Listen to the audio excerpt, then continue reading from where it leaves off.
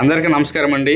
ఈరోజు అమలాపురంలో పేరూరు పంచాయతీ కార్యదర్శి అయినటువంటి సింగంపల్లి దుర్గాశ్రీని గారికి జానీ భాషా సేవా సమితి నుండి హృదయపూర్వక జన్మదిన శుభాకాంక్షలు తెలియజేస్తూ ఉన్నాం.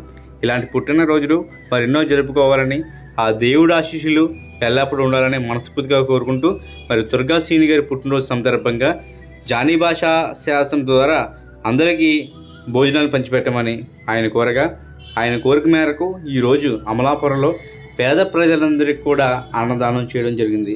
మరి ఈ అవకాశం మాకు ఇచ్చినటువంటి దుర్గాశ్రీని గారికి మరొకసారి హృదయపూర్వక జన్మదిన శుభాకాంక్షలు తెలియజేస్తూ ఉన్నాం. జై హింద్.